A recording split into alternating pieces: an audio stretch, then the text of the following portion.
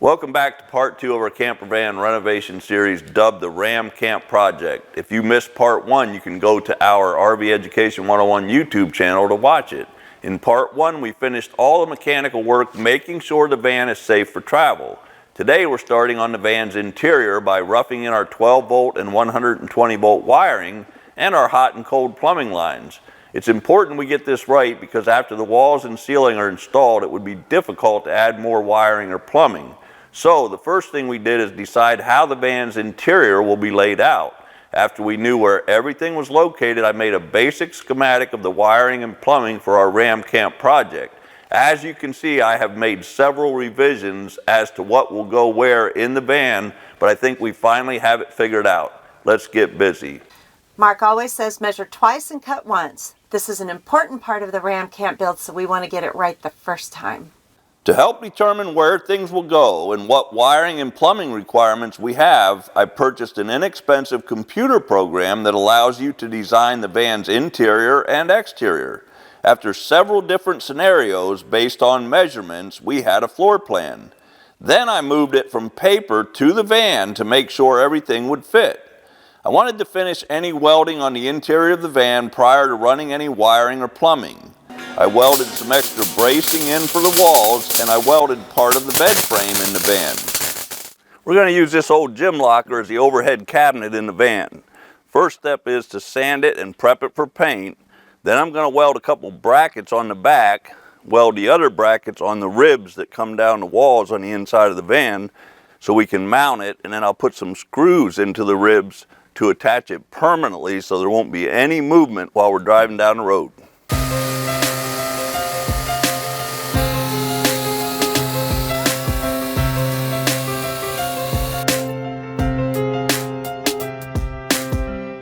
Now, if this was the exterior finish on an automobile, you would continue sanding with a lighter grit sandpaper. You would use some Bondo to fill in any small dents or scratches. You would do a final sanding, then you would prime it, sand it, and paint it. But since it's just going to be some overhead cabinets in the van, I'm sanding it with 120 grit sandpaper, and then I'm going to prime any areas where you can see metal through the paint so we protect that surface until we can paint it with the final color.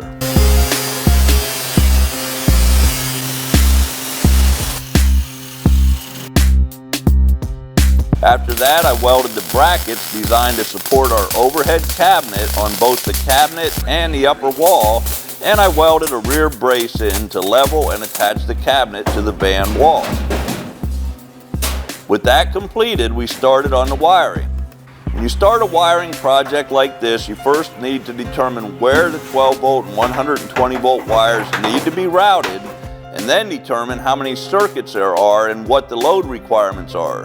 This is necessary so you can select the proper size power center for the job. We reached out to our friends at WIFCO to help ensure the loads are calculated properly and to make sure we get the correct equipment. Our plans also include an inverter with solar for dry camping. Our friends at WIFCO showed me the proper method to determine the correct converter size. The first step is to determine the total 12 volt and 120 volt amperage requirements for the project, which for ours added up to 50 amps. The first 20 amps are calculated at 100% for a total of 20 amps. The next 20 amps are calculated at 50% for a total of 10 amps, and the remaining amps are calculated at 25% for a total of 2.5. That gives us a minimum required converter size output of 32.5 amps. To determine the power center size, you look at how many 12 volt and 120 volt circuits there are, but you must also consider the inverter. We wanted to have 2 or 3 120 volt outlets available with the inverter, so WIFCO recommended either the WF8945AD or the WF8955AD power centers. We decided on the 8955AD because it will charge the battery faster than the other model. Speaking of batteries, we have an awesome 12 volt 250 amp hour lithium battery from Go Power. Yes, I said 250 amp hours. Unbelievable. And speaking of charging the battery, a great feature with this converter is WIFCO's new battery charging technology called Auto Detect. Auto Detect is a new patent-pending technology available from WIFCO. it detects lead acid or lithium ion batteries and automatically changes the charging profile according to the type of battery it is. Lead acid, AGM, and lithium type batteries all require different charging requirements. The way AutoDetect works is the power converter evaluates the charging cycle of a battery, determines the type of battery being used, and then chooses the appropriate charging profile for the best performance and maintenance of that particular battery. So we're good to go with charging our huge lithium battery when we're plugged into electricity. When we aren't plugged in, we have this Eclipse 190 watt solar kit with a second Eclipse 190 watt expansion panel to handle charging the battery. And we have this 2000 watt inverter from our friends at Go Power.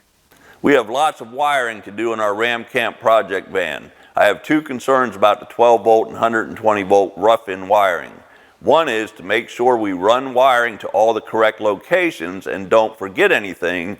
And two is keeping the wiring protected from any possible damage. To deal with my first concern, I made a list of every 12 volt and 120 volt component going into the van build. Then I took a Sharpie and tape and wrote the approximate location of every 12 volt and 120 volt component inside and outside the van. To address my second concern, the plan is to route as much of the wiring as I can behind or alongside the metal ribs in the van and cover any exposed wiring with something that a screw or staple cannot easily penetrate. Mark and I had a brainstorming session to think about everything electrical that needs to go in the van and where in the van it's located. My strategy was to imagine we were camping in our motorhome and think of everything that we use on a regular basis. So make your list and check it twice. Our Withco Power Center will be in this vicinity, and we will be able to access it and the Go Power lithium battery and inverter from under the bed and from the back of the van. Using the proper gauge wire based on distance and amperage is important, but if your connections are not good, nothing else matters. We want every electrical connection we make to be fail-safe. For my electrical connections, I use these heat shrink wire connectors. They come in different sizes, and if you'll notice, they have solder in the middle. So when you put one wire here, one wire in here, they cross each other. Then you use a heat gun and you melt that solder, and the solder spreads out and actually turns that connection into a solid wire. So if you've never used them, they're basically just called heat shrink wire connectors. They work really well. Part of your 12 volt wiring that you need to be concerned with is also the automotive stuff before we put our walls in and don't have good access to it. And if you look at this mess right here that somebody else did, we need to get this straightened out. So Dawn, turn the key on and turn the left turn signal on.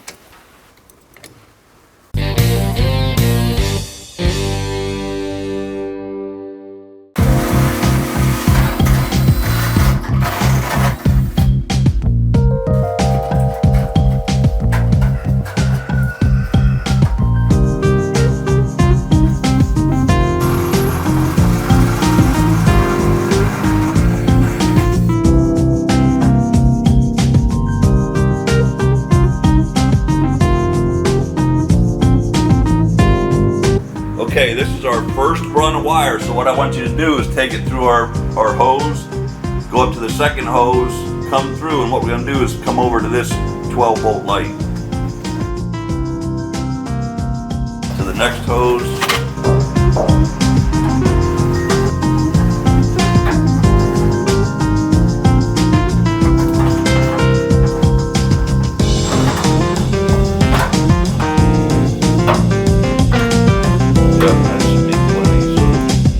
Okay, the only thing left to do is label both ends of that wire, and that's what's that for? Dual LED light. Yep.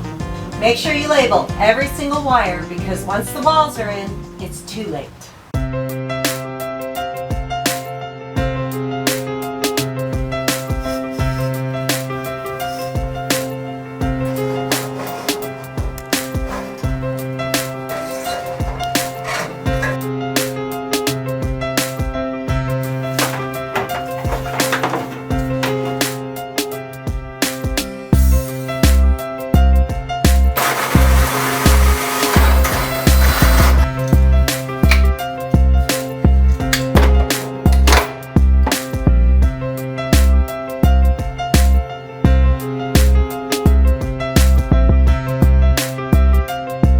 With the rough wiring completed, we can start on roughing in the plumbing. Our plan is to use a 10-gallon freshwater tank with a 12-volt water pump, a gray water holding tank, one sink, a small water heater, and an outside shower. The freshwater tank can be filled at the rear of the van and it will have a drain. The gray water tank will be located under the sink and it can be drained from under the van too. Here's how we did it. Okay, when it comes to plumbing the van, I'm going to do things a little different.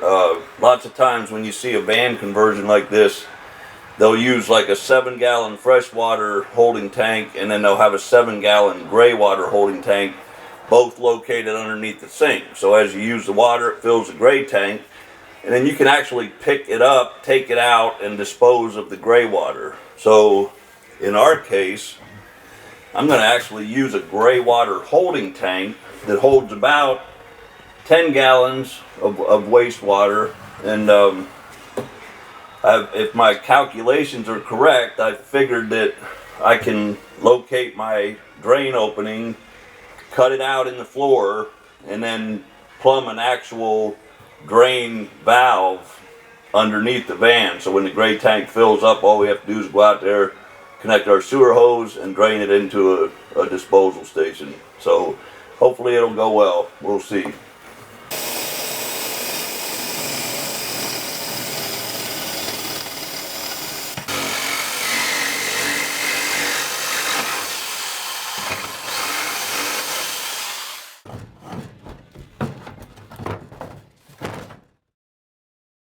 Okay, now I'm going to mock up the plumbing system.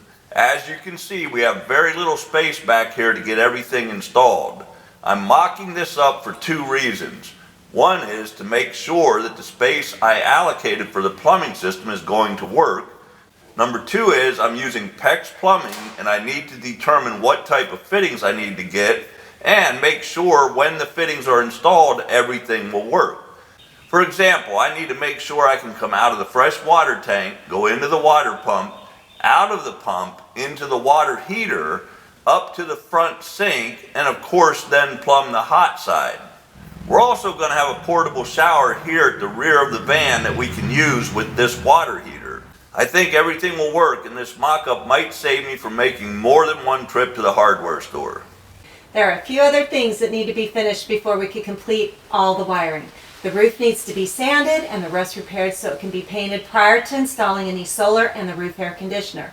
The sunroof leaks and needs to be repaired, and since we're painting the roof, this is a good time to paint the cabinets or going in the van too. The roof on the van had some bad rust in the upper corners by the windshield on both sides. I found another van being parted out, so I went and cut sections of metal out that I needed to repair the rust on our van.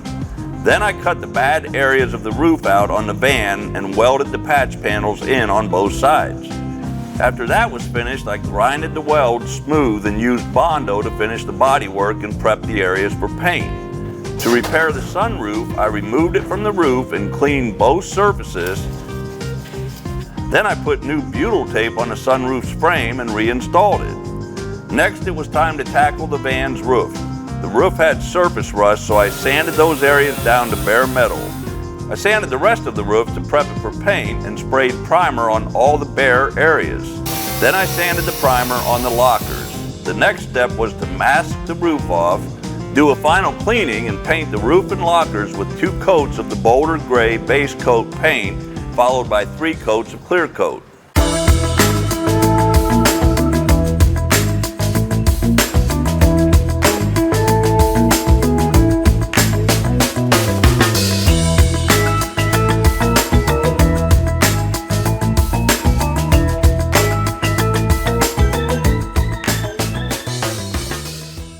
Well, that does it for part 2 of our Ram Camp project. Join us next time when we install our Havelock wool insulation, our walls, ceiling, finished flooring, and wire everything to the power center. Until then, happy camping.